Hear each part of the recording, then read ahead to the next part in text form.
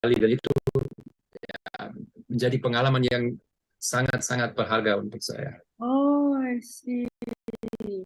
Memang pariwisata background-nya Pak Mike?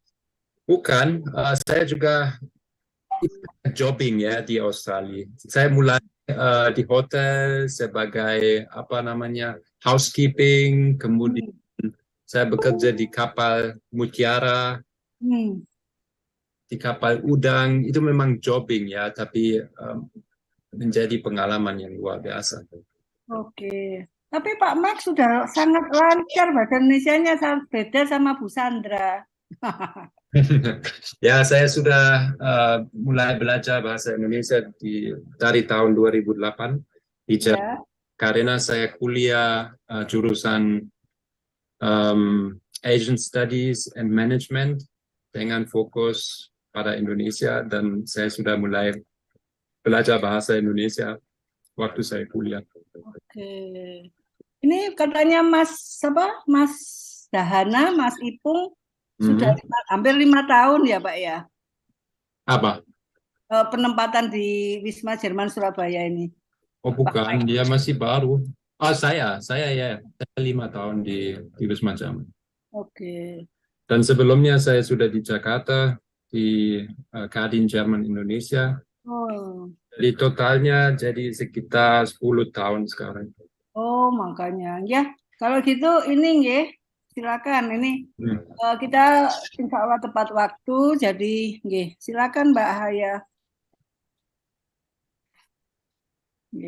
Di live kan dulu sebentar. Silakan Mas Gema.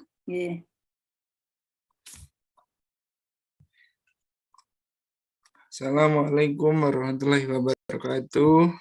Salam. Good afternoon for participant of discussion class Akademiabiliti. Good afternoon to our guest, Mr. Mike Nuber. Thank you. Good afternoon. Welcome to our forum. Many thanks to Harian Surya, who is relaying our class in Harian Surya YouTube channel and Tribun News Jawa Timur.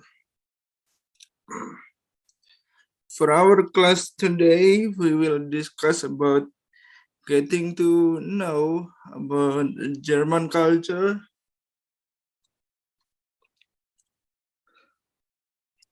will be conveyed by Mr. Mike Nuber, Managing Director of Wisma Jerman. Yeah, thank you very much, Mas Gema. I am Gema Fikriansyah. You can call me Gema. I will be a moderator for today's class. Next up for Sawitri Ratna Adiati will presenting overview of Yayasan Peduli Kasih Anak Berkebutuhan Khusus. For Ibu Sawitri, time is yours. Ya. Terima kasih Mas Gema dan terima kasih Pak Mike Nuber. Saya izin memakai bahasa Indonesia sebagai pengantar menuju ke kelas diskusi karena supaya kita sama-sama tahu apa sih yang dikerjakan Yayasan Peduli Kasih ABK dan akhirnya kita juga nanti insya Allah terjadi kerjasama dan teman-teman juga terutama yang baru mengenal pertama kali kelas diskusi dalam bahasa Inggris, jadi biar tahu apa sih tujuannya ya. Selain juga bahasa Inggris saya ternyata memang masih jelek seperti itu. Jadi Yayasan Peduli Kasih Anak Berkebutuhan Khusus didirikan sejak tahun 2012. Jadi memang kami mengacu pada rekomendasi WHO untuk negara sedang berkembang tentang anak-anak berkebutuhan khusus atau disabilitas yang memang banyak sekali terkait dengan kemiskinan. yaitu adalah rehabilitasi berbasis masyarakat atau CBR, Community Based Rehabilitation. Dan kami juga mengacu pada ICF, International Classification of Functioning of Disability and Health, yaitu bahwa yang utama dari special needs atau disabilities ini adalah bagaimana mereka tetap berfungsi, apapun bentuknya, kondisinya, dan sebagainya. Jadi supaya mereka bisa berfungsi atau bermanfaat itu ada 3. Yaitu yang pertama, sistem atau strukturnya diubah, maksudnya struktur dalam tubuh anak itu dikoreksi dengan operasi, dan macam-macam, biarlah para teman-teman yang spesialis gitu ya, yang memang profesional yang terkait dengan itu, atau sistemnya diubah, biarlah itu para pejabat atau para pemerintah seperti itu. Tapi untuk masyarakat yang utama adalah bagaimana supaya special needs ini menjadi bisa berpartisipasi, dilibatkan dan terlibat dalam kegiatan apapun. Dan yang ketiga adalah mereka tetap aktif. Jadi oleh karena itu visi yayasan adalah mendukung partisipasi aktif ABK melalui peran orang tua. Jadi yang utama nomor 1 adalah orang tua dulu agar bisa menerima apapun kondisi anaknya dan akhirnya bisa mengoptimalkan potensi, pasti setiap orang ada potensinya. Yang kedua, bagaimana masyarakat itu bisa memahami dan saling bantu. Jadi Zoom ini salah satu tujuan dari misi kedua. Yang ketiga, bagaimana ABK ini bisa berpartisipasi aktif, bisa terlibat. Kami memberi kesempatan kepada teman-teman yang berkebutuhan khusus untuk bisa, terutama yang verbal ya, yang verbal dan bisa baca lancar, untuk bisa menjadi host ya, supaya berani speak up. Akhirnya menjadi advokat untuk dirinya sendiri dan alhamdulillah dalam perjalanannya teman-teman ini yang jadi host ini ternyata bisa juga menjadi bahasa Inggrisnya lancar. Kita latih juga beberapa bulan seperti itu dan alhamdulillah bisa lancar dan ya memang sebelumnya mereka juga belajar bahasa Inggris pastinya kan.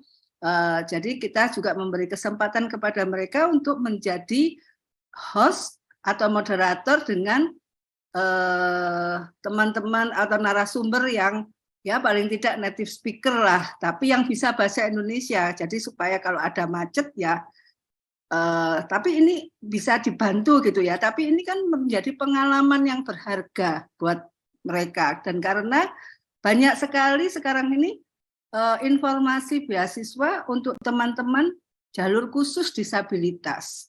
Jadi kalau tidak dipersiapkan, alangkah sayangnya, apalagi seperti Mas Gema ini, beliau sebentar lagi lulus, gitu. Jadi banyak, mungkin juga Pak Mike di sini dalam hal ini mungkin bisa memberi informasi selain budaya Jerman, mungkin pendidikan ABK di sana atau layanan di sana, dan terjadi saling memberian informasi seperti itu. Yang keempat tentu saja karena Yayasan Peduli Kasih Anak Berkebutuhan Khusus ini kita terutama fokusnya adalah dari keluarga kurang mampu, maka kami ingin memberdayakan ekonomi keluarga dengan anak berkebutuhan khusus ya, terutama kualitas hidupnya.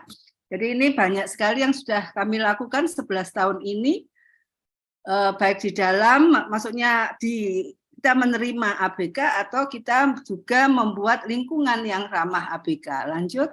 Ini adalah foto-foto tentang kegiatan. Jadi kegiatan itu kami bagi 2 sebelum COVID, yaitu di dalam gedung atau di luar gedung. Di dalam gedung kita bagi 2 lagi, yaitu kelas orang tua. Jadi orang tua kita ajak untuk sharing apa yang masih bisa dilakukan di rumah agar anaknya ini nantinya yaitu tadi bisa berfungsi, bermanfaat di masyarakat. Dan yang kelas anak atau kelas disabilitas kita beri kreativitas yang memang kita izinnya sekarang adalah lembaga pelatihan kerja. Jadi tentang yaitu seni, kuliner, fashion, bela diri, maupun multimedia, maupun literasi atau public speaking ini. Dan kelas yang di luar gedung yaitu kita mengadakan penyuluhan. Ya, penyuluhan, kalau dulu penyuluhan langsung, sekarang ini kita ya dengan Zoom ini.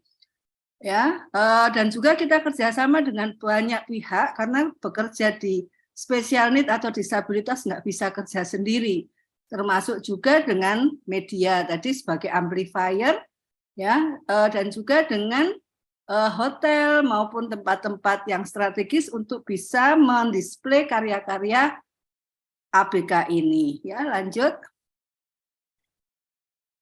Ini adalah cara-cara kami agar siapapun bisa mengoptimalkan bakat minat dari ABK-nya. Jadi dengan adanya Zoom, dengan adanya online juga ini kami bisa dulunya hanya di tempat di offline saja, tapi ternyata dengan online ini merambah ke tidak hanya Surabaya, Sidoarjo ya. Sekarang ini kami tempatnya di Sidoarjo yaitu di Pondok Chandra. Jadi ada lomba fotografi, lomba menulis, festival berani bersuara. Jadi host ini juga cikal bakalnya adalah kita mengadakan festival berani bersuara, yaitu bersuara di sini adalah mengekspresikan apa yang ada dalam pikiran dan perasaannya, ya, baik umpamanya kata-katanya terbata-bata, gugup, artikulasinya kurang jelas dan sebagainya, atau dengan isyarat atau dengan gambar seperti itu. Dan semua lomba yang kami adakan bukan mencari yang terbaik ya, yang got talent, tapi adalah bagaimana supaya mereka ini menemukan potensinya seperti itu. Jadi tidak berbayar tapi ada hadiahnya. Ya, yang terakhir adalah lomba kemampuan, festival kemampuan, yaitu saking banyaknya yang ikut sehingga kita bagi 3, yaitu kemampuan dalam berolahraga, kemampuan dalam perform di panggung gitu, dan kemampuan dalam membuat karya kerajinan tangan. Ya, lanjut. Selanjutnya, ya ini adalah hasil karya anak berkebutuhan khusus. Tentu saja kita harus ya bukan show off ya, tapi memang harus didorong bahwa mereka bisa menghasilkan karya ya. Jadi ini adalah karya dari Andre dan Isyati yang sama-sama disabilitas cerebral palsy, umurnya 49 dan 39 tahun. Saya lihat ya, pertama kita lihat dulu apa yang masih bisa dia kerjakan ya. Mereka yang Andre lulus SD, yang Isyati tidak pernah sekolah karena ditolak terus ya. Untuk sekolah SLB atau special school tidak bisa karena kejauhan gitu ya. Akhirnya tapi semangat belajarnya tinggi, jadi saya melihat mereka masih bisa menulis walaupun tulisannya jelek. Maksud saya menceritakan tentang dirinya, jadi kita pinjemi laptop dan kita ajak ngobrol supaya kembali memorinya, termasuk juga ngobrol digging ya, menggali apa yang ingatan masa lalu dan sebagainya sehingga tidak membosankan seperti itu. Jadi akhirnya jadilah sebuah buku. Silakan mengapresiasi, harga bukunya 80.000 di luar ongkos kirim. Jadi silakan buku ini sebagai rujukan ya, walaupun cuma 2 yang menulis, 2 orang yang menulis, tapi paling tidak masyarakat itu tahu apa yang menjadi pikiran dan perasaan dari dewasa. Ini dewasa bukan dewasa muda lagi ya, dewasa tua. Jadi supaya mereka bisa lebih mengoptimalkan untuk anak-anaknya ini ya. Lanjut. Dan ada nomor kontaknya ya. Lanjut. Ya, ini adalah karya-karya ABK baik yang katanya orang tua anakku tidak bisa apa-apa. Jadi kami mencoba menggali apa yang namanya kita sebut co-creativity. Jadi kreativitas bersama antara anak. Jadi pertama mereka kita biarkan mencoret apapun. Coretan setiap anak adalah khas, apapun, biarpun dia bukan ABK atau ABK dan sebagainya, umur berapapun, dia pasti khas si anak itu. Ya, terus akhirnya karena kita berniat untuk menjual, dan kita alhamdulillah ada spray yang diberi oleh hotel, kita potong sebesar kertas HVS seperti itu, anak-anak mencoret di situ pakai spidol kain dan sebagainya. Dan lanjutnya adalah dengan bantuan dari crafter, ya kita minta tolong crafter untuk mempercantik dengan bantuan orang tua dari anak tersebut, dan jadilah seperti ini. Contohnya bantalan kursi, ya, seperti ini, atau ditaruh di kaos, ya, atau di tote bag dan sebagainya. Dan ini alhamdulillah kemarin kita mengikuti UMKM, lomba UMKM Small Middle Enterprise gitu ya, menjadi juara 1 se-Indonesia dari program Bangga namanya, yang dilaksanakan oleh Permata Bank maupun Precious One. Dan oleh karena itu kami juga alhamdulillah mendapat kesempatan untuk buka lapak selama Natal atau Desember di Shangri-La. Sabtu Minggu seperti sudah 2 tahun ini. Dan kemudian kita juga mendapat kerjasama dari Ibis Hotel Surabaya City Center. Jadi di situ karya-karya ini dipajang seperti ini. Jadi silakan teman-teman untuk mengapresiasi, ada nomor kontak yang bisa dihubungi. Ya, lanjut. Nah, ini adalah seperti disampaikan tadi bahwa program untuk ABK itu tidak bisa sendiri, harus saling kerjasama dan memang lama hasilnya. Jadi alhamdulillah kami sudah mendapat rumah di Pondok Chandra, Jalan Manggis Tengah 3, T127, dekat Juanda, Pak Mike. Jadi ini jadi sudah ada, cuman masih belum ada sarana prasarana yang mendukung. Jadi silakan teman-teman untuk donasi ataupun menjadi volunteer di sini ya, volunteer untuk untuk orang tua atau kelas anak tersebut. Ada nomor rekening yayasan. Ya, lanjut. Karena kami ini gratis layanannya, kami tentu harus pandai cari uang. Ya, maksud saya cari uang yang untuk operasional atau untuk pengembangan program dan sebagainya. Maka untuk itu kami bekerja sama dengan namanya KBIH, Kelompok Bimbingan Haji Indonesia, yang mengadakan paket umroh maupun haji. Ya, pilgrim seperti itu. Jadi silakan teman-teman, ini sebetulnya program umroh haji biasa. Jadi siapapun boleh ikut, ya, Muslim tentunya, dan baik ABK maupun tidak. Cuman kami memberi kesempatan ABK untuk bisa umroh, ya, tentu didampingi keluarga, harga tetap sama, ya, didampingi keluarga. Atau kalau memang tidak ada, kita juga kan kerjasama dengan Ustadz yang ada di Nusa Tenggara Timur dalam program kurban. Kita kerjasama dengan mereka ternyata belum pernah haji, ya. Ada yang sudah umroh dan sebagainya, nanti bisa didampingi dengan sebelumnya nanti terjadi seperti briefing dan sebagainya. Jadi silakan teman-teman untuk ya umrohlah di sini. This is about Germany or about pilgrim? Oh, ya. Jadi ada yang bertanya, apakah ini Germany?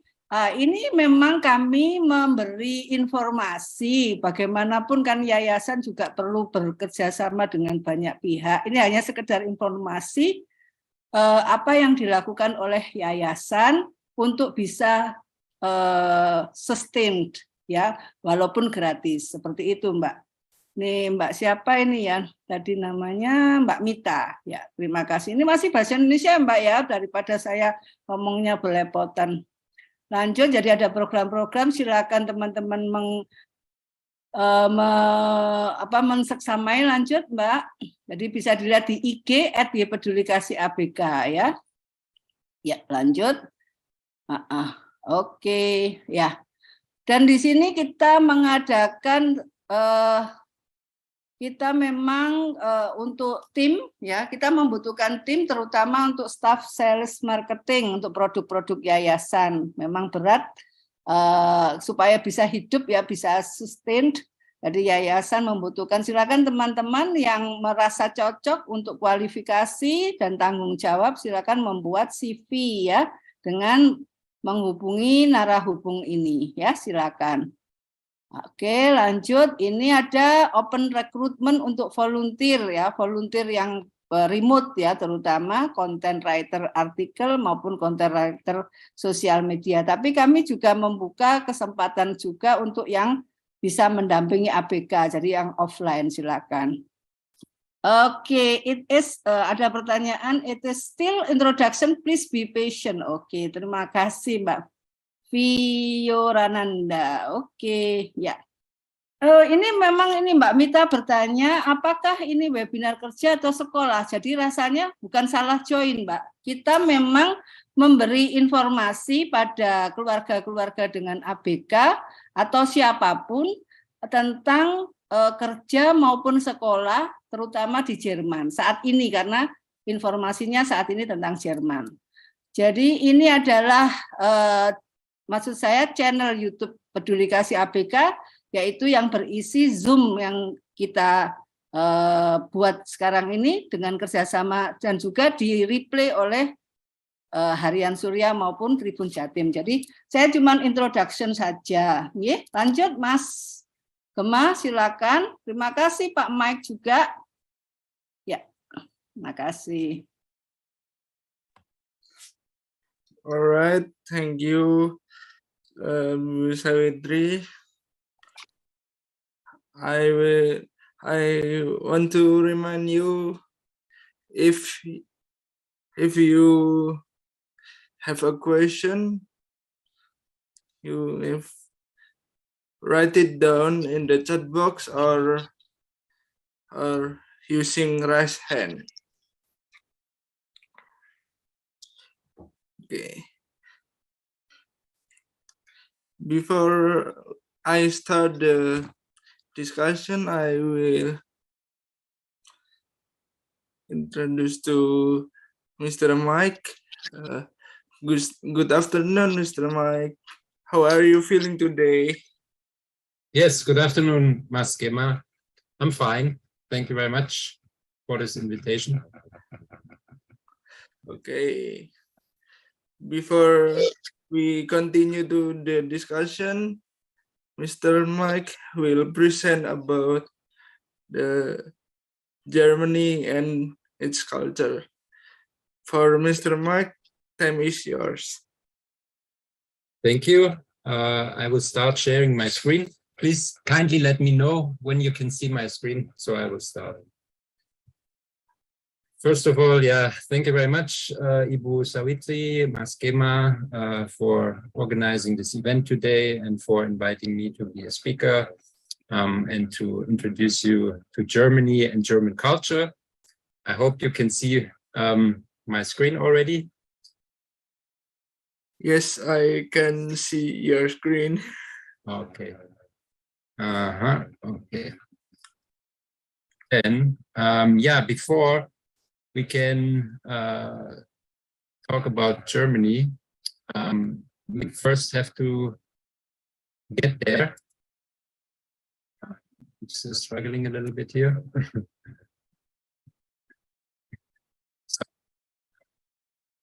So first we have to find where Germany is actually. Germany, as you can see, away from Indonesia. If we would take a car, it would take us almost 300 hours.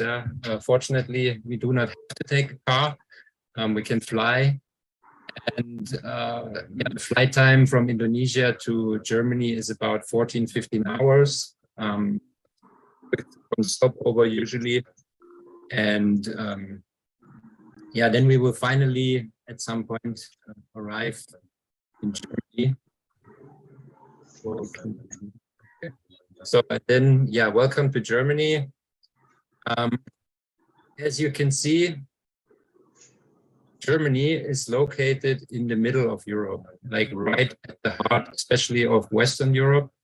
And it is surrounded by 9 countries, which makes it an ideal starting point to explore Europe.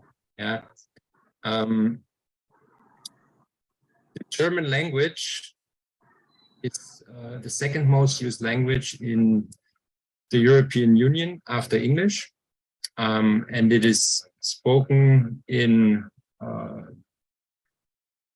as you can see here, in many different countries. Some of them even have it as their official language, such as Switzerland and Austria, obviously. But as you can see, even in Poland, France, or in Belgium and in Holland, many people can speak the German language. Germany is much smaller than Indonesia, and we only have a fraction of the population of Indonesia. As you can see, the population of Germany is about 84 million, and the population density is at 233 people per square kilometer. If we compare this with Indonesia, in Indonesia, the population density is 144 people per square kilometer.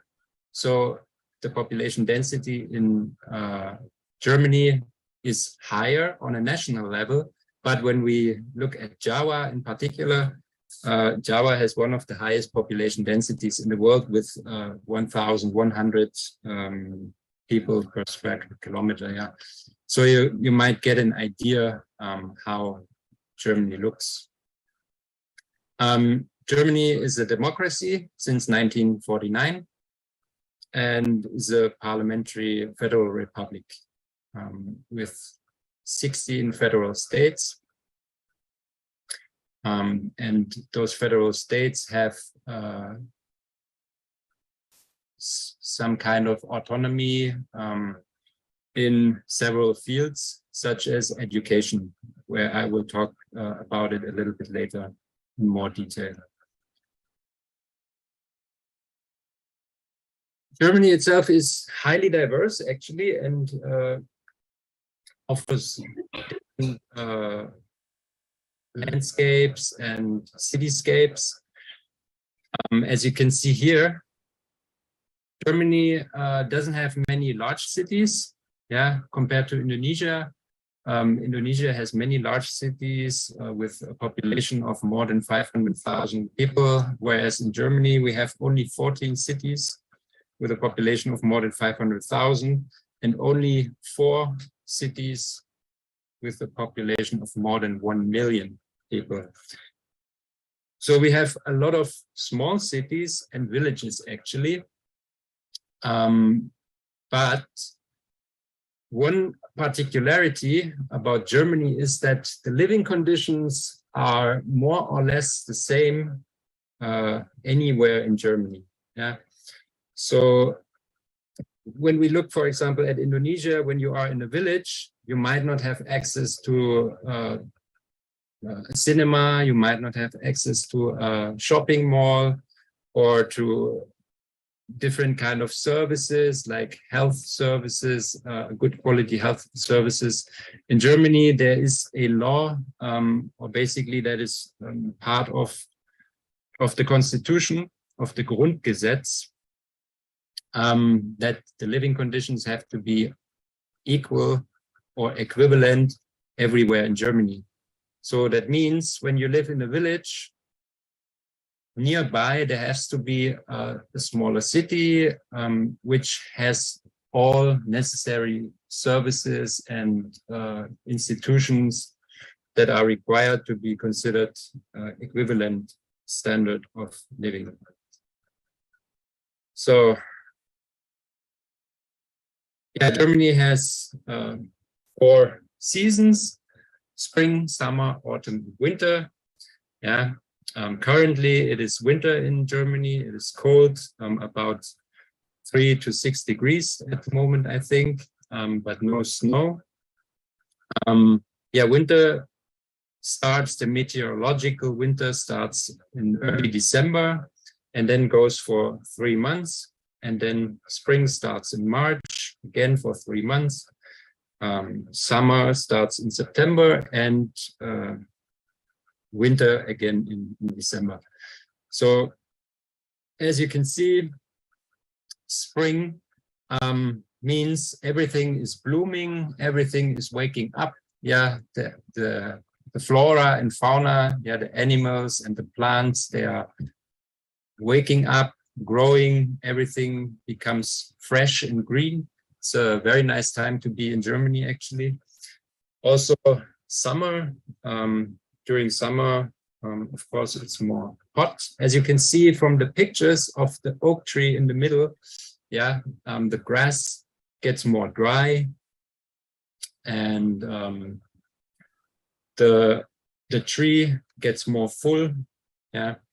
And then in autumn, of course, the leaves start to fall. It will rain a lot. The humidity, or not the humidity, but how do you say that? Yeah, the amount of rainfall will increase. And yeah, in winter, there is a chance for snow. Usually, almost every year, we will have snow in Germany, especially in the higher regions, in the sogenannte, so-called, how do you call them, medium height mountain ranges, Mittelgebirge in German. You will have a high chance of encounter snow. So yeah, what do we do during those seasons? I will focus mostly on summertime and winter because it's not much different in spring and in autumn. Yeah, Germans like to be outside and like to be in the nature a lot. Yeah, as you can see, during summertime, people will sit in, for example, in beer gardens or in the city centers. There are cafes and open air restaurants, so they will sit there and socialize. Or another thing that Germans really like to do during summertime is go to the beach. We do not have a lot of ocean beaches. Yeah, the ocean in Germany, as you saw maybe before on the map, is only in the north. But we have a lot of lakes and a lot of rivers, and almost all of them have clean water and are suitable to be used for swimming. And of course, like many Europeans and other Western foreigners, we like to lie in the sun and get some color on the skin. Also barbecues, yeah, just hang out with friends, enjoy the time outside, or do some sports activities. Like cycling is very big in Germany. Many Germans ride their bicycle whenever they can. And that is also supported, of course, by the infrastructure. Like in rural areas, there will be, people can use the main roads without having to fear being crashed in by a car or something.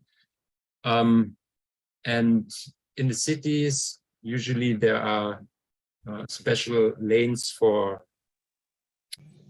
bicycles or other means of transportation are not the same as a car or a motorcycle. Yes, so that is summertime. And yeah, summertime is also festival time. Germans like to celebrate. And yeah, music festivals, but not just music festivals, but also cultural festivals are very big in Germany. They can be found all over Germany. And yeah, there are some of them which are very, very famous, like Rock am Ring. Yeah, is one of the most famous music festivals in Europe and even in the world, I would say. If you want to see like famous bands like Coldplay, or I don't even know some of the bands nowadays, there's a high chance that they will be there. And there are many festivals also according to different genres, film festivals and so on. Okay. Yeah, what do Germans like to do in winter? Yeah, when it's cold outside, but everybody is always active. Yeah. Obviously, people like to stay in and spend time with their loved ones, like family and friends, and just hang out. But of course, there are also winter sports, especially in the mountain regions. You can go skiing or ice skating or riding a sleigh. So there are many possibilities also during winter. And of course, during winter, the most famous holiday or the most important holiday for Germans is happening, and that is Christmas. And during Christmas, there will be Christmas markets all over the country, usually 3 to 4 weeks before Christmas. They start and then they run until just before Christmas. And yeah, this is how it looks there. As you can see, even though it's cold outside, they have a very warm atmosphere and with a lot of light, and there will also be music and entertainment. And there will be special food that we can mostly only find during Christmas time. For example, Glühwein or malt wine, which is hot wine with a variety of spices like cinnamon, cloves, and orange or lemon peels. They come also as non-alcoholic variations, and they are, like everybody in Germany will drink that during Christmas time. And also many different snacks that can only be found at Christmas time. So, yeah, I was just starting to talk about food. Here you can see I have a few slides actually about what Germans eat. You can have an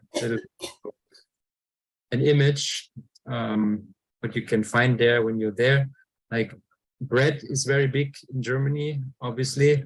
You all know about that, but probably, or you might not all know that the bread in Germany is very different from what you consider bread here, mostly, because from my experience, bread here is often more like a cake, because it's sweet and soft.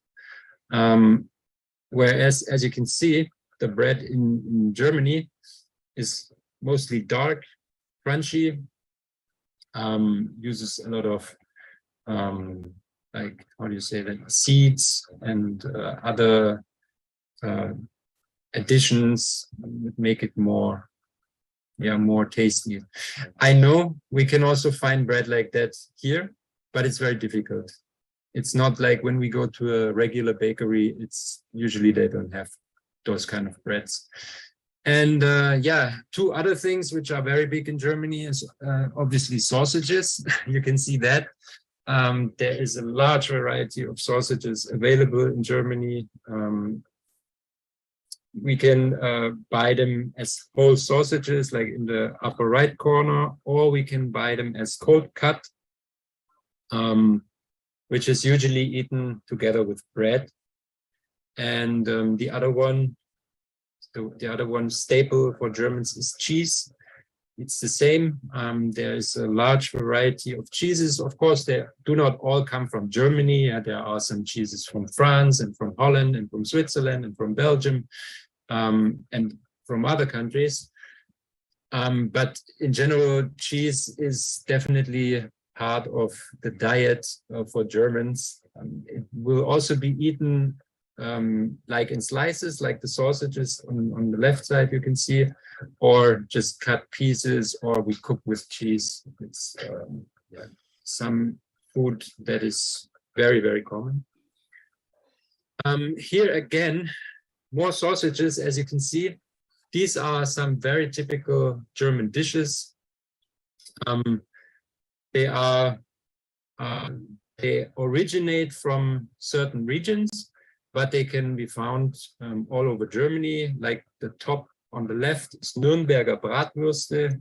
It's like a Nürnberger grilled sausages. Yeah, they come from Nürnberg, and they are served with sauerkraut. Also very typical for German. Maybe you even know that during the Second World War, Germans were called krauts by the Americans, and that is where that comes from, because Germans are well known for eating sauerkraut. The other one on the top right corner is a currywurst or curry sausage. It's an invention from somebody in Berlin. So it originates from Berlin, but nowadays it can be found all over Germany, everywhere. It's sort of like a fast food, very tasty. The one on the left corner is a Weißwurst. On the bottom left corner, that is a breakfast actually in Bavaria, in Munich. Yeah. And the one on the lower right corner is a Thüringer Bratwurst, which is also, again, another sort of grilled sausage from another region. Can also be found all over Germany, more like a fast food also. Yeah, more food. As you can see, Germans eat also a lot of potato-based food. Yeah, grilled potatoes, cooked potatoes, mashed potatoes, potatoes in all varieties. Then, interestingly, the one on the lower left corner is doner kebab, yeah, which is obviously originally from the Middle East. This has been brought to Germany by Turkish immigrants during the so-called economic wonder after the Second World War. And this has become a typical food in Germany. Yeah, this is a different variety or different variation than the original one from the Middle East.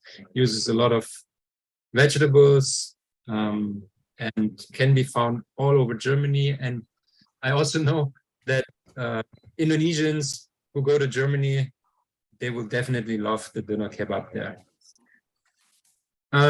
Yeah, one here you can see is like a sort of a German pasta. It's called Spätzle, and that is from the region where I come from, the southeast, Baden-Württemberg. But there's also other food. Yeah, you can see it's a large variety. Asparagus is very big during the season. There's a season for asparagus in Germany, and then many people like to eat it. And fish is also something that is eaten very often, but mostly in the north. Yeah, I think that is enough about the food. Yeah, now I would like to talk about Germans and their character a little bit. Yeah, but I would like to ask you to take this with the wink of an eye. Yeah, so it's not 100% serious, but there's definitely a core of truth to it. As you know, probably are famous for being punctual and reliable, and yeah, that is really something. I think it is changing a little bit, but still, that is something that is part of German culture, to be on time, and if you're not on time, to inform the other person why you're not on time, and yeah, so they will know. Then Germans are generally very open-minded. As you can see here also, in Germany, we do not consider that there are only two sexes, like men and women, but it's actually, there is other possibilities, yeah. Like the gender is not as not as, how do you say that, not as polarized, yeah, as in other countries. Then Germany has a lot of rules and regulations, and that is one reason for that is that Germans tend to be risk averse. They try to avoid risks and put an emphasis on security, yeah, for example, investment security or family security. So that is one of the reasons why, for example, insurances have been invented in Germany. The concept of an insurance comes from Germany, yeah. And in Germany, we have a lot of insurances. Like every German has at least 4 or 5 insurances. Yeah. That will be, of course, a health insurance. Then we have an accident insurance, life insurance, and then we have an insurance. It's a so-called liability insurance, a personal liability insurance, and almost everybody in Germany has it. And it can be used in the case that we are together with some friends, for example, and inadvertently we destroy, for example, the phone of a friend or something, then the insurance will cover that. So it's a sort of liability, personal liability insurance. Then, as you can see here, for example, I have some symbols here, yeah, like no fun in Germany, go back to work, or I'm not mean, I'm honest. These are some characteristics of Germans. They might be considered rude by people from outside, but it's actually not being rude. It's just the way of communicating. For example, I'm not mean, I'm honest. That means Germans have a very direct style of communicating. Yeah, they will say what they mean and will not talk around the topic. They will get straight to the point. And yeah, this can be considered rude by people from other cultures, for example, from Indonesia, where the communication is more indirect. And also it says here, no fun in Germany, go back to work. What that means is, in Germany, the task is more important than a relationship. Yeah, a German in general will be more task-oriented in fulfilling a task than in preserving or developing a relationship. Yeah, what that means is, for example, we have a saying in Germany, which is erst die Arbeit, dann das Vergnügen. And that means first the work needs to be done and then we can have fun, for example. Yeah. So it's an approach where this can be considered serious or yeah, too stiff by people from other countries and other cultural backgrounds.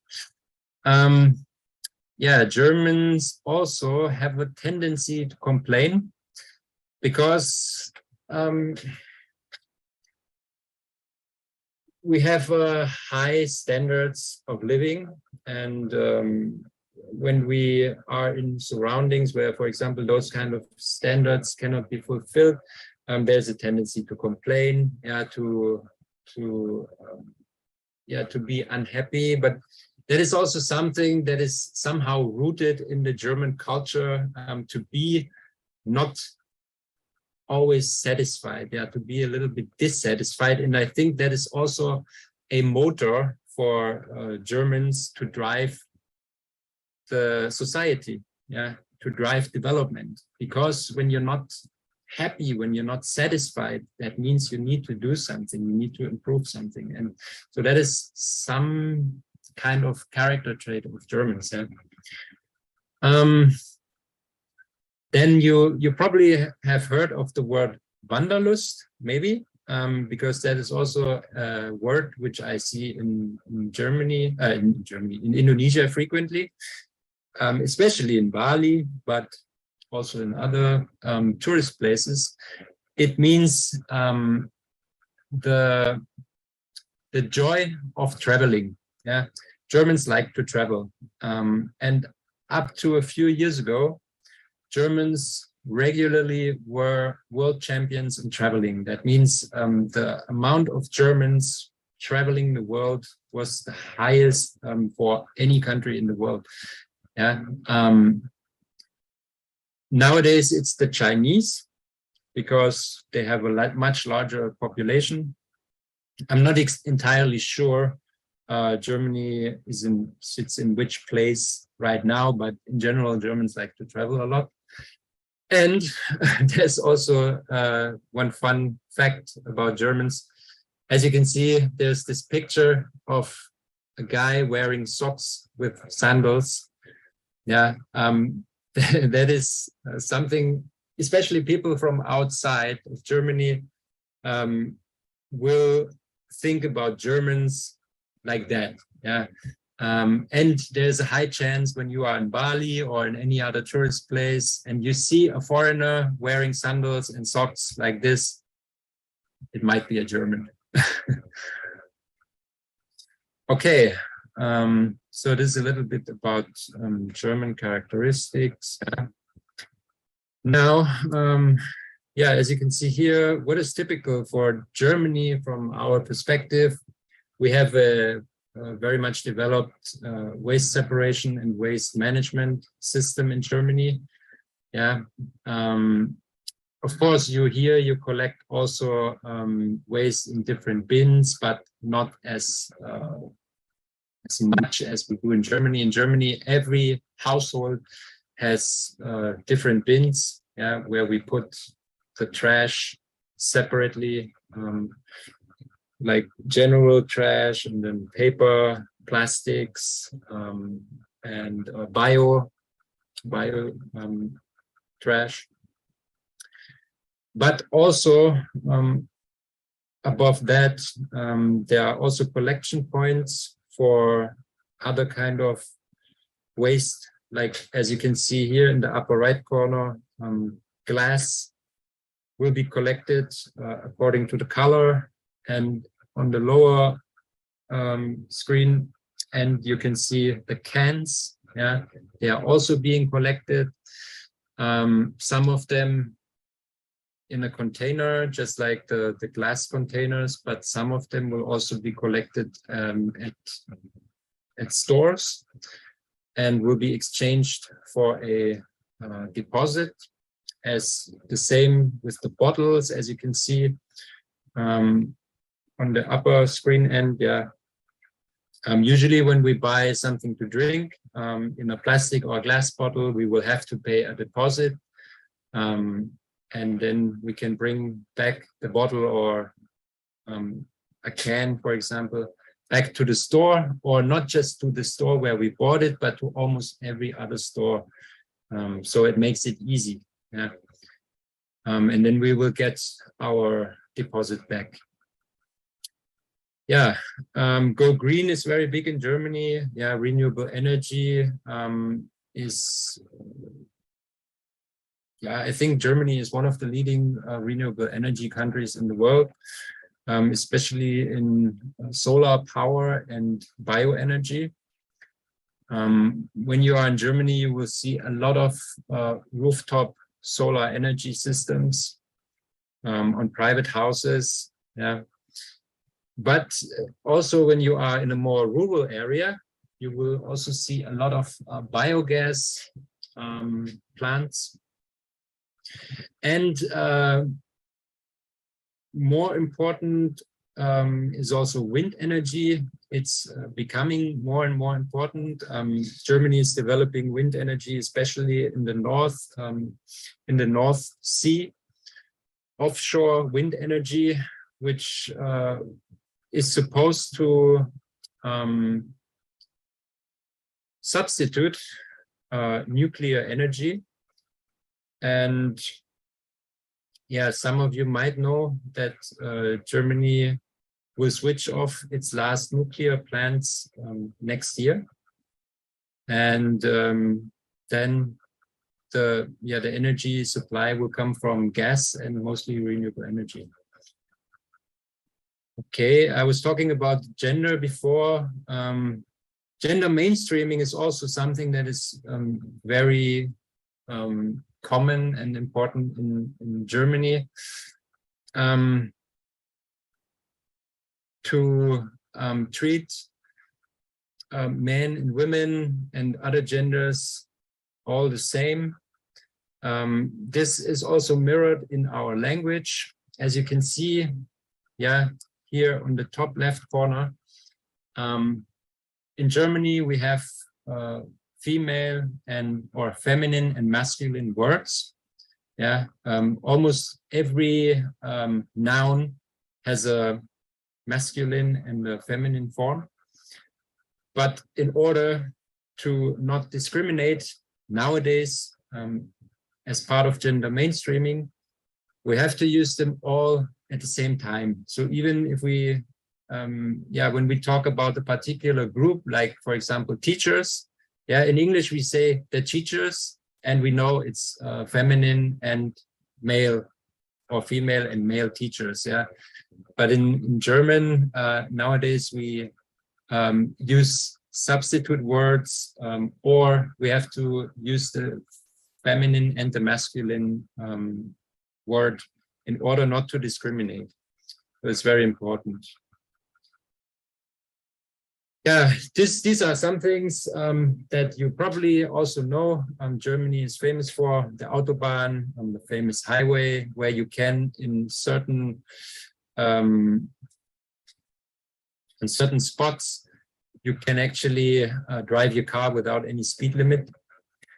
That is also why some of the richest people bring their cars to Germany just to drive their cars at the highest speed possible.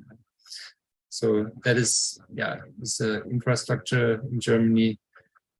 Then, of course, we have famous car brands. Germans are among the discoverers and inventors of cars. You know Mercedes-Benz, obviously, and Carl Benz is actually considered, the person who developed the first Mercedes-Benz is considered as the inventor of the automobile.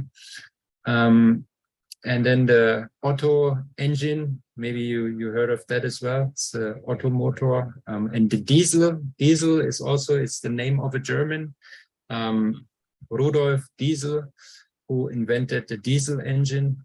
So obviously the car industry is very big. We have Mercedes, we have Audi, BMW, Porsche, BMW, or Volkswagen and Opel. These are the most famous brands, I would say, German brands. Then Germans like soccer. Soccer is the national sport. Many Germans are crazy about it. And Bundesliga is among the prime soccer leagues in the world. And I'm sure some of you also follow it and like some of the German football clubs. And also interestingly, Germans love their pets. Germans have a lot of pets, almost 35 million pets in Germany. When you consider that we have a population of 84 million, that is quite a lot. And most of them are cats, actually. Almost, or about 50% of those 35 million pets in German households are cats. And here are some things that you might not know about Germany. Germans love their small gardens and garden gnomes. Many Germans have a small garden, which is apart from the house, where they can go on the weekends or during the holidays, just to spend some time in nature, take care of the garden. That is something that's very, very common. And garden gnomes, I don't know where that comes from, to be honest, but it's something that is very German, to have garden gnomes, not just in the garden, but also in the household.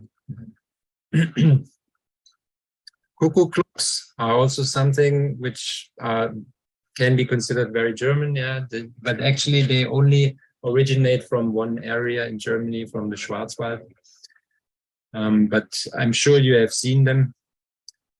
Yeah, then what you might not know is also that Germany has many nude beaches. Yeah, it's yeah, where people will go to the beach without wearing clothes. It's quite common. And yeah, we have Carnival and Fasching in Germany, which is one of the most celebrated events in Germany. In certain regions, it's very, very big. And actually right now is the Carnival season in Germany. It usually starts on the 11th of November at 11 minutes past 11 a.m. And then it runs until about March. And the highlight of this Carnival season is usually in February or March, because it differs from year to year. Yeah, and you can see people will dress up and just celebrate together, have a good time. And then there is also something I'm sure you know, very typical for Germany is the Oktoberfest. It's the largest people's party in the world. As you can see in the middle of this slide here, it's like a fun fair. Yeah, there's a roller coaster and what do you call it? Giant wheel, I think. And a lot of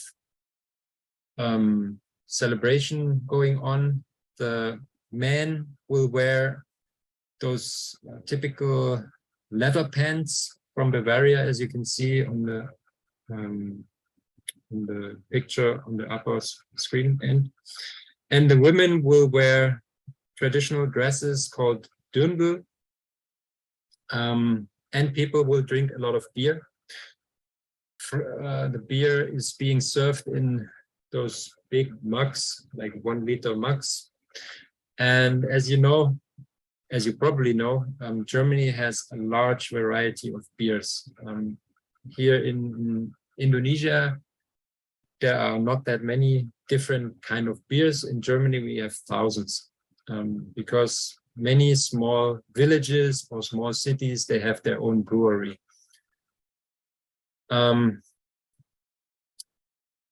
This Oktoberfest usually takes place, it starts in the last week of September, and then it runs for 3 weeks, I think. And millions of people visit it. People come from all over the world to Munich to visit the Oktoberfest. But nowadays, the Oktoberfest has also already spread globally. In many cities, in many countries, people celebrate the Oktoberfest. Also here in Surabaya, as you might know, some of the malls and some of the hotels organize the Oktoberfest here. But to be honest, most of them are not very authentic. We from Wisma Jerman, we also organize the Oktoberfest, and I think we can say our Oktoberfest is the most authentic that you can find in Surabaya. Okay. Yeah, then I want to talk a little bit about traffic in Germany. Like I said before, people in Germany often use the bicycle, and the infrastructure supports that very much. And we can only find very few motorbikes. Most of the people will use cars, but also many inner cities nowadays make it difficult for cars to be in the city. The requirements for cars to be used in the city are becoming very strict, so that people have to use public transport. And the public transport system is highly integrated, and there are many different forms of public transport. Like we have a bus system in every city, and the bus also runs to the villages, and we have underground railroads, trams, and intercity trains, many different kinds of public transportation. And we have a lot of rules, as you can see here, what I said before already. And on the contrary to Indonesia, when you break the rules, the traffic rules especially, you will get fined. There are many speed cameras, even on small roads and in villages, and people will get fined and can lose their license rather quickly in Germany. So now I talked a lot about Germany and also about Germans before, but it's not so easy to say, okay, this is the typical German, because Germany, as I said before, is highly diverse. And nowadays we have also a lot of people with a migration background in Germany. As you can see, in 2019, about 26% of the population had a migration background. They came from another country at some point in their lives. That is actually very interesting. And what is more interesting is that of all the people with a migration background, 52% are Germans. They have been born in Germany, but their family comes from another country, and 48% are foreigners. And also, again, what I mentioned before regarding gender equality, as you can see here,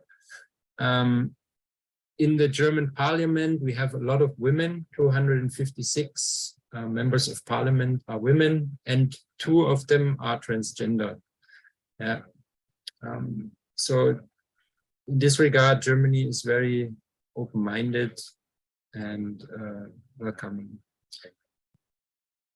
Okay, now I would like to talk about education a little bit, but education is a very large topic, and it's very difficult, because education is regulated by the federal states. It's not regulated on a national basis. So the states have certain autonomy in this field, and there are differences between the different states. So it's not so easy to explain. But they have a few things in common, and some of those are that they all have 5 main education sectors, which I will explain a little bit more in detail on the next slide. The degrees and qualifications are the same, and the transitions between the different sectors are also the same. So this is actually an interactive graphic that shows the German school system, but it's actually much more complicated than this. I simplified it a little bit, and the transitions here are not visible. But as you can see, we have 5 main sectors, which is the elementary, the primary, the first secondary sector, the second secondary, and the tertiary sector. So, and as you can see, the elementary starts with daycare and kindergarten, just like here. And then people go to elementary school for 4 years. And after those 4 years, the elementary school gives a recommendation based on the performance up to that point, where the child should continue, whether it should go to a so-called gymnasium, or it's like a high school, or to Realschule, which is more like a middle school, upper middle school, and Hauptschule, which is more like a lower middle school. And then there's also an integrated form of school. And yeah, from then on, basically the path of young children gets split up. Yeah, so they go to different schools, and the obligatory or the mandatory school duration is 12 years. Yeah. The minimum in primary and secondary, in the primary and in the secondary sector spent there is 9 years, which would be in a Hauptschule, and then from there on people could continue with a duale Ausbildung. Maybe you heard of the term Ausbildung, which is dual vocational education, where the young people will work in a company and at the same time go to school.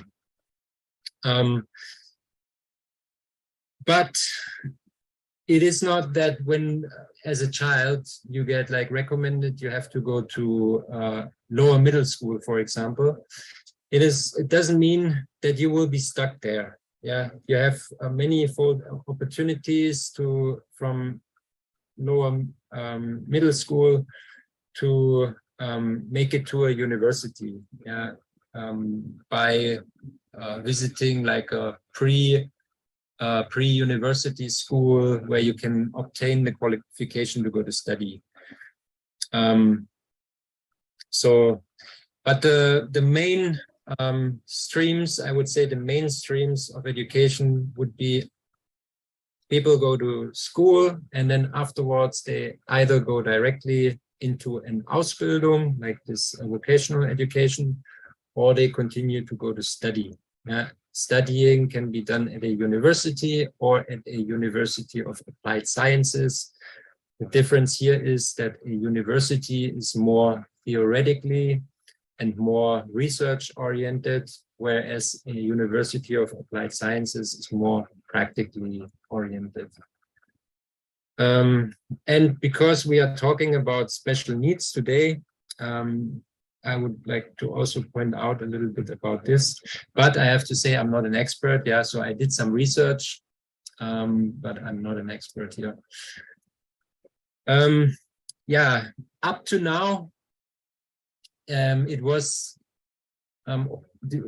organized that people with special needs would be also in special schools. Yeah, as you can see on the lower end of the graphic, yeah, there is special needs kindergarten, special needs schools, and yeah, special needs workshops.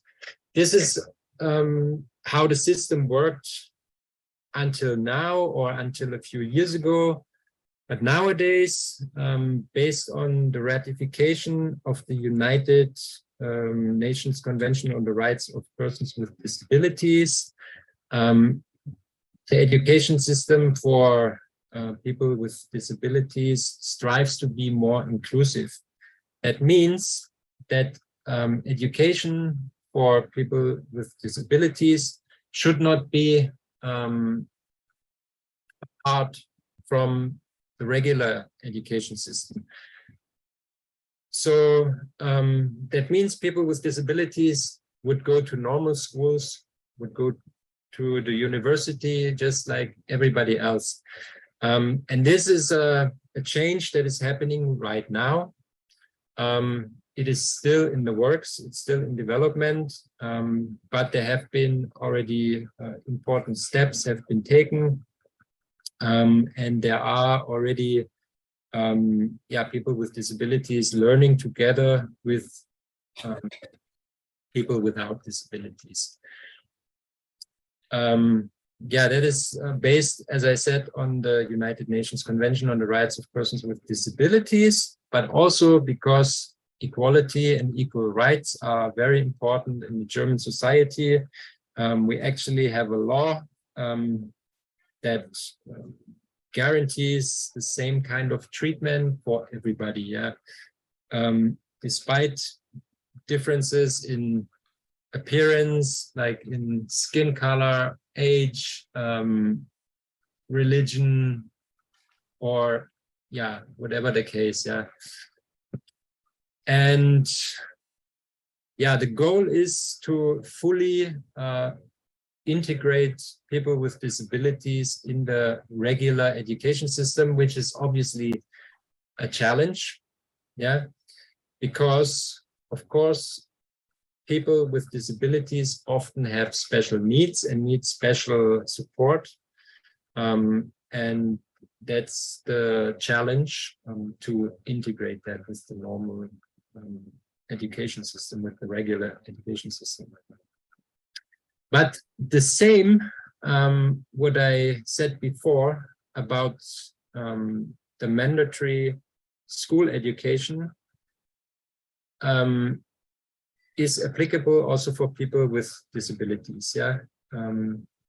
Everybody in Germany has to go to school starting from the age of 6, and then they have to stay in school at least 12 years. 9 years full-time school and 3 years either continued full-time school or in a dual education system where they either work in a company and go to vocational school, or they work in a company and go to university. And of course, the goal is employment, full-time employment. And here it's also, of course, for people with disabilities, there are additional challenges in order to be able to work in the regular employment market. Therefore, in Germany, there are many facilities that enable people with disabilities to actually work, like in workshops. Those kind of workshops are either state-run or by the federal government or by foundations, by the church. So in those kind of workshops, people with disabilities have the opportunity to actually do a normal job and contribute to the society, but in a special environment that enables them to do that. As you can see here, these are some pictures from here. As you can see here, somebody using a circular saw or doing some manual handicraft work, and the goal is for them to learn in those kind of workshops, to learn the skills, but not just to learn the skills, but also to learn the social skills, to socialize, to develop team skills, to be able to work in a team, because the ultimate goal is to be able to work in a regular company. Not everybody will achieve that goal, but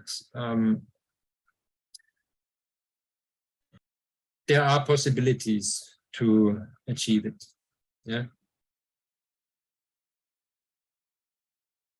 Then I'm coming to the end of my presentation.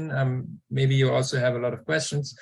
If you're interested to learn more about Germany and about German culture, you are also invited to come to Wisma Jerman. We have a lot of activities at Wisma Jerman where we introduce Germany, German culture, and they are usually open to the public and free of charge. So please feel free to join. You can also follow our Instagram, Wisma_German. And if you at some point hope to visit Germany or even to learn and study or work in Germany, you will have to learn the German language. It's one of the basic requirements. And here I want to encourage you a little bit. Maybe you have heard German is very difficult to learn. I don't want to say it's very easy, but I think it all depends on our motivation and on our will to learn something. And here I can give you an example of how easy German can be, compared to English, where you have many different words and phrases to express different things. In German here, we only have one word to express all those different things. So that makes it a bit easier. Okay, so I come to the end of my presentation. I hope I could give you some insights, and I look forward to your questions.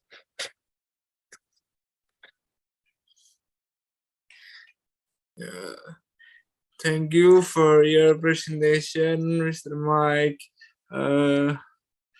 We all get knowledge about German and German culture, and also the characteristic of German people, and also education and etc. And in this chat box,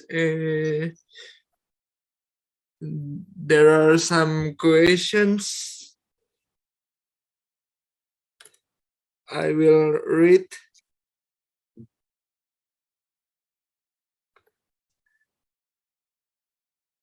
And from Ms. Mita, a question to Mr. Mike. My daughter held A2 at the moment, and now she is in UK, start her foundation year. It is possible for her to apply to direct uni there, or should start with studying code? How to read? Studienkolleg. Oh. Okay, so may I repeat the question? So she has A2 German language certificate, and now she is in the UK, or did I understand? Yes. Okay. She is now in the UK. Yeah. For studying, she will need B1, and I don't know whether she does study in the UK right now or what she does in the UK, but usually it is a requirement for Indonesians to go to Studienkolleg first in order to make sure that, or not just for Indonesians, for many foreign students, it is a requirement to go to Studienkolleg in order to make sure that they can fulfill the requirements of studying in Germany, to be able to follow their studies, because it will be in German, the studies will be in German language, and also because there might be a difference between the duration of school in their home country and the minimum required school duration in Germany. Usually that is like a way to make sure that the students are able to be successful when they study in Germany. Oh, like that. Yeah.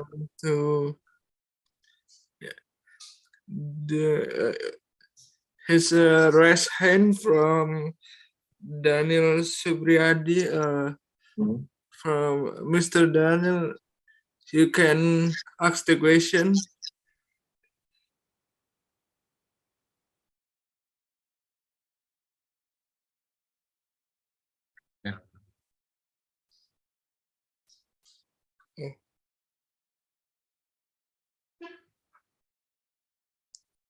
Or Pinglichkeit, but is contrary to it, it's or their transportation, public transportation.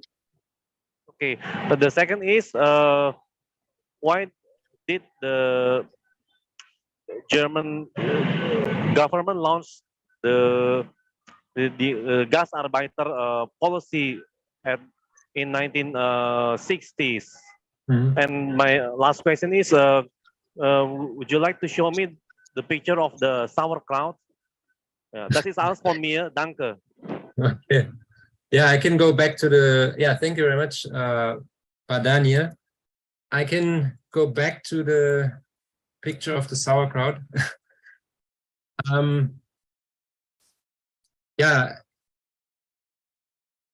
I think you asked about the punctuality of public transport, that maybe you have the experience that it's not always on time. I think in general, I would say, based on my experience, and depending also what kind of form of public transportation. But based on my experience, they are on time, but there will be definitely exceptions. And especially with the Deutsche Bahn. Deutsche Bahn is often late. I cannot give you the specific reasons why, because I'm not part of the organization. I don't know, but it might be management problems, or it might be scheduling issues. I can really only guess here. But for example, when I talk about the bus system in the city where I live, I can really I can depend on the minute. The schedule is exact to the minute. The bus will come according as what is written in the schedule. So I think it depends what form of transportation we're talking about. Also, in big cities, I think sometimes public transportation tends to be late. But that might be because of the challenges that a big city transport system brings with it.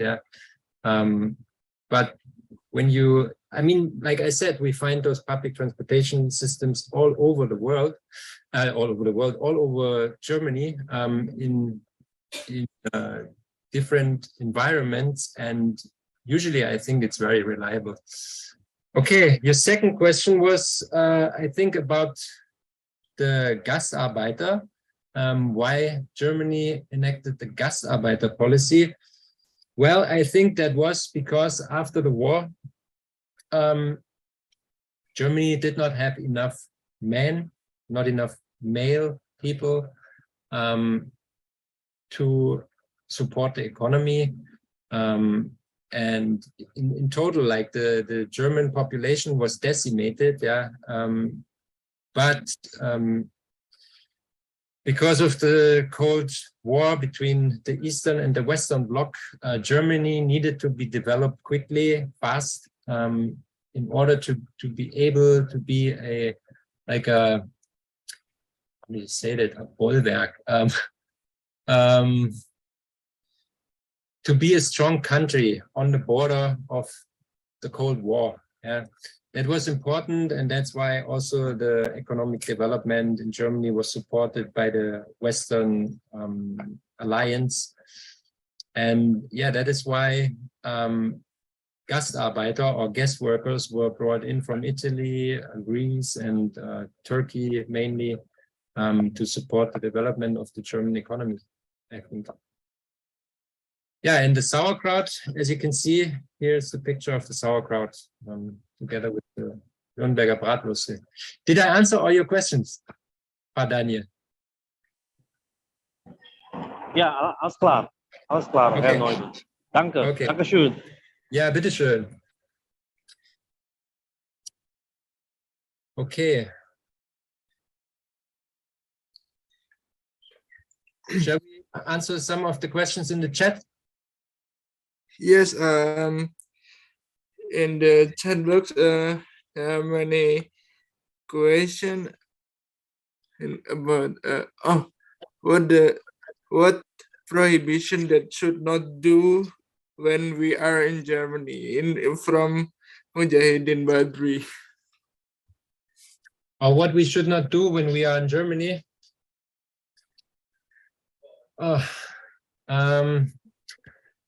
I think, yeah, maybe I can give some advice. Germans tend to have a larger personal space. Yeah, that means very personal questions are uncommon in Germany. During my studies, when I learned about Indonesia, I got used to personal questions. Yeah, like, are you married? Do you have children? How old are you? Things like that. Those are personal questions that in Indonesia are perfectly fine when we ask them to a stranger. But in Germany, this will be considered rude. And people will not feel comfortable with those kind of questions when they are not used to it. Yeah. So that is something that I could say should not. Personal question, yeah. Too personal questions, yeah. Especially, yeah, we know the people, it's fine, yeah, but to a stranger, it's considered unfriendly.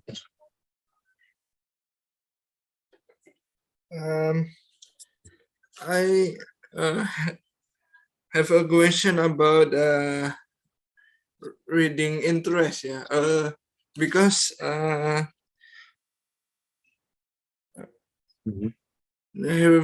information I have read about Germany, this country have a high grade to reading interest, yeah.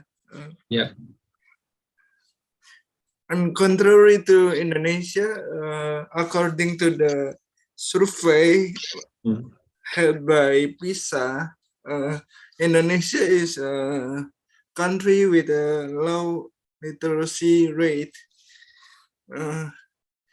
In your opinion, why can Indonesia have a low literacy rate, and how to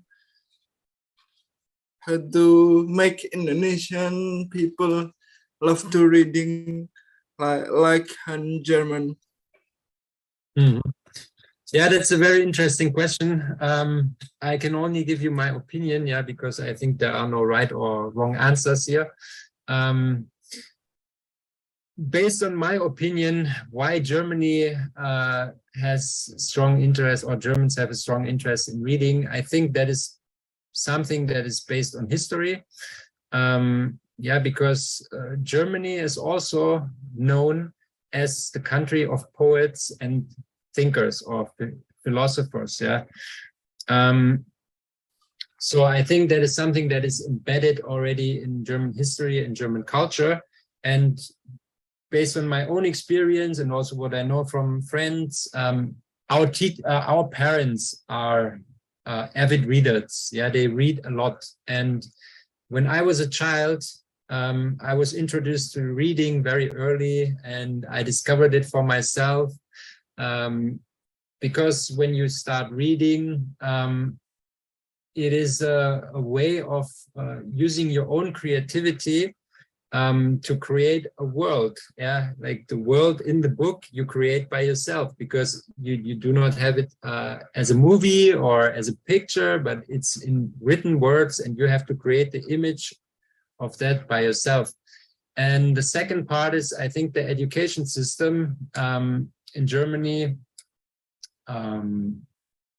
fosters the development of creative and critical thinking. And that is maybe something that is in Indonesia still lacking a little bit. Yeah, and especially in the past, it was lacking. Yeah, so the problem might be here that also the older generation in Indonesia does not read a lot. Yeah, and that younger Indonesians also do not read a lot because they do not get it taught by the parents. They do not see it from their parents. Yes. I think that might be get the point. one of the reasons.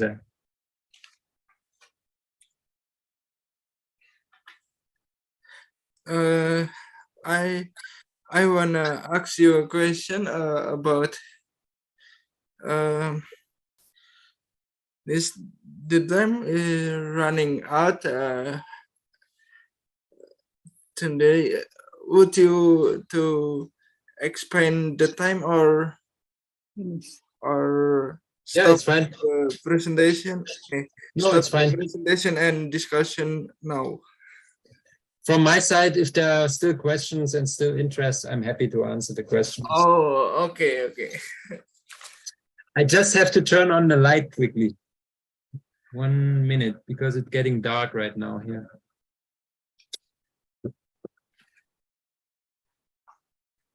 Okay.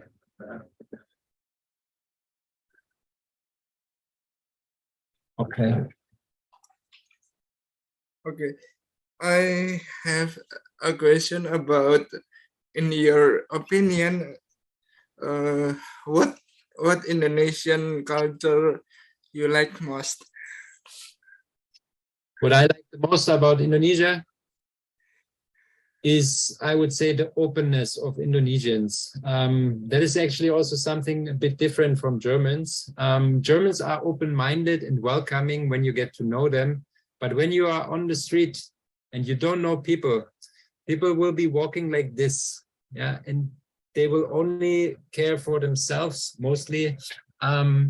Whereas in Indonesia,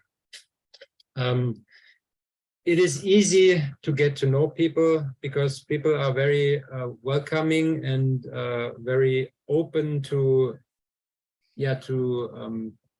go up to somebody and talk to them. Yeah, I think in Germany this is not always the case. Yeah, so that is something that I really like here in Indonesia. People are very open, easy to talk to. Yeah. Oh, the openness of Indonesian people, yeah, and very nice, always, yeah. This is a question from Norman Gunawan, and maybe he want to speak. For Norman, you can ask the question. Hello. Hello, good afternoon. Good afternoon. So I've got a question. Two questions about. I've read that you mentioned about go green in German, and I've watched video about McDonald's in Europe. They have background color which is green. So is that related with the go green things, or you know what I mean? And the second question is about the speed limit cameras.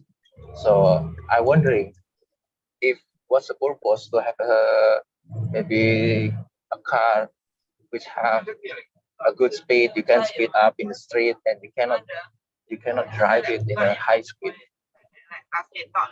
Thank you. Okay, Norman, I'm not sure I really understood, especially the first question. Can you repeat it maybe? Or write it in the chat, because I didn't really hear it. So typing, Mas, please. Typing in the chat room. It's maybe, yeah. I think it will be better to type it in the chat, and in the meantime, we can maybe answer another question. Yeah. Because I'm sorry, I could not hear you Ya, clearly. Yeah. Silakan, Mas Gema. Maybe can I pick a question from the chat? Yeah, it's better. Okay. There's a question from Fioranda Velani asking about Ausbildung, which is dual vocational education in Germany.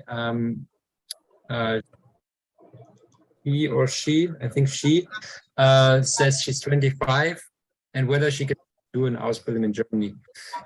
In general, yes, you can. Yeah, I think 25 is also still fine. There are actually no age limitations to doing an Ausbildung, but it will depend on whether you can find a company that will receive you as a trainee when you're age 25. But I think 25 is still fine. When you're closer to 30, then it will get more difficult.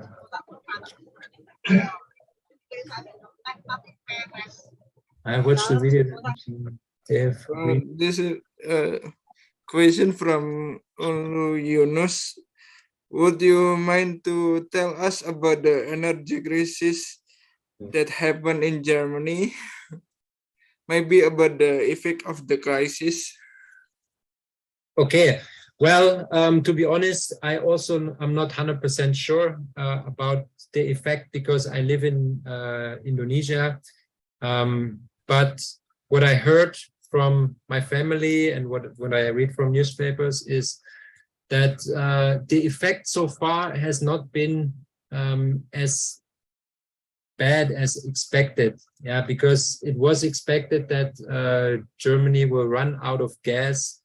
And because Germany doesn't want to buy gas from Russia, so there was a fear that there might be really an energy crisis where there's not enough energy. But apparently the gas supplies, the gas tanks are full.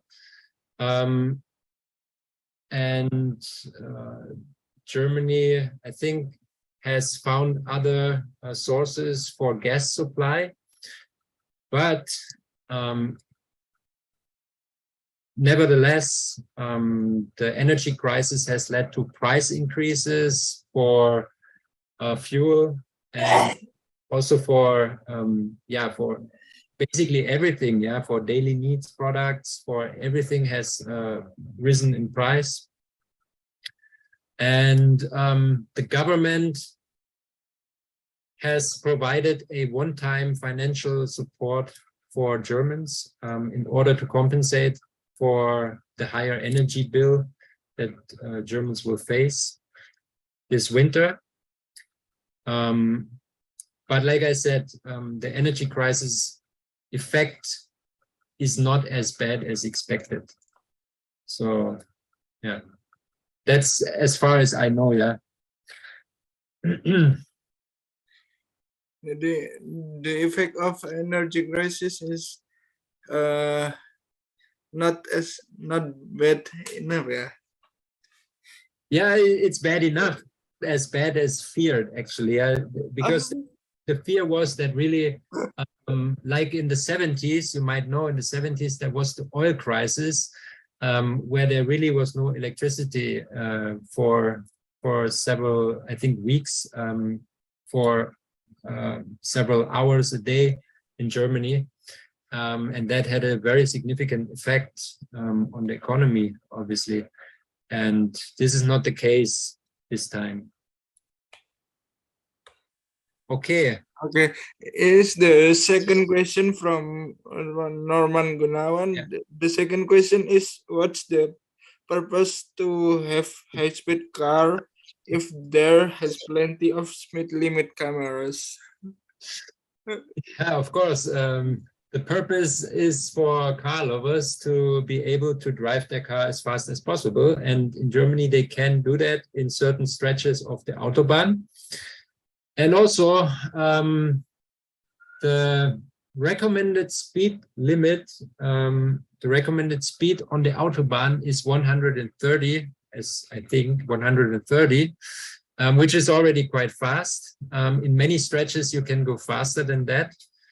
But when you are in cities or between cities or villages, like shorter distances, then you will find a lot of speed cameras. Also on the Autobahn, when there are speed limitations, obviously there will be speed cameras, but there are also some stretches where you can just go without any limit.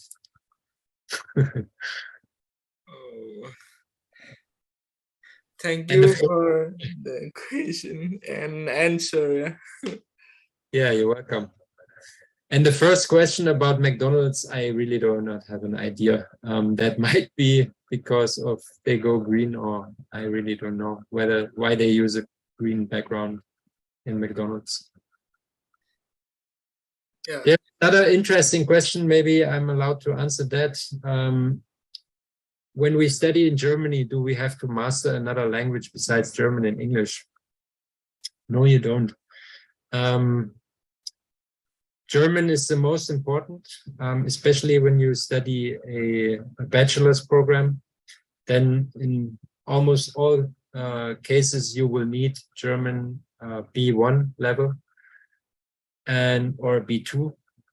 And English is not a requirement, actually, for many study programs. But especially when you want to study a master's program, English is more important. And there's also the possibility to study a master's program only in English. Yeah, so you will not have to have German language skills. It's not a requirement. But it's definitely recommended to learn German when you stay there for a longer period of time, because despite Germany being a developed country and being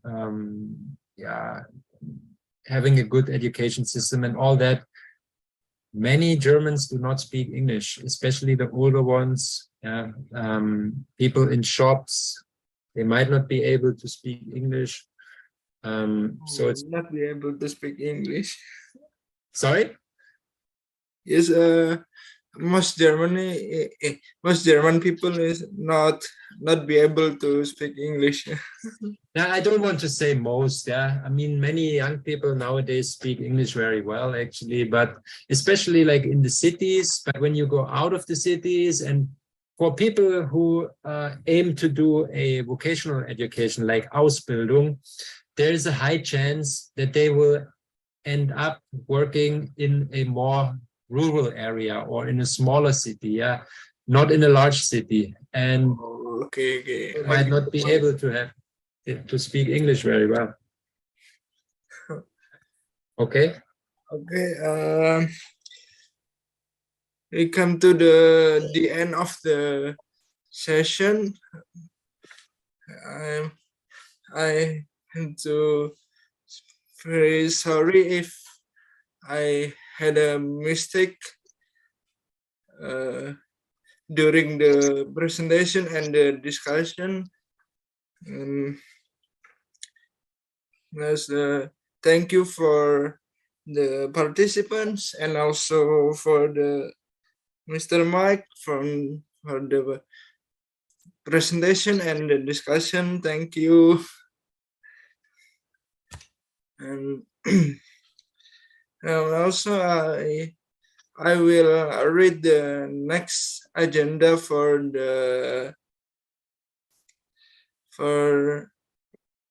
Akademiabiliti webinar next agenda.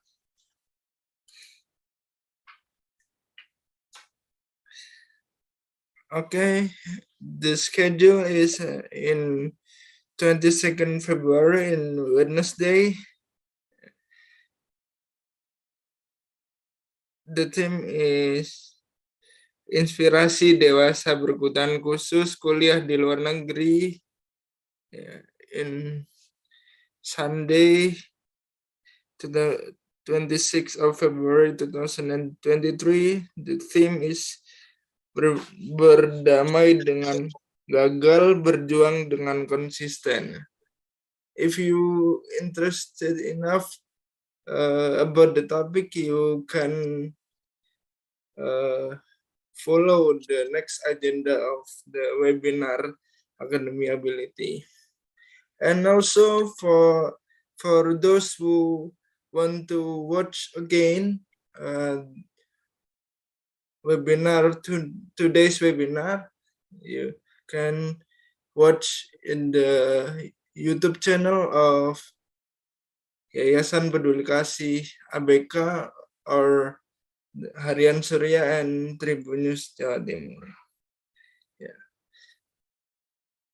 I am Gema Fikriansyah.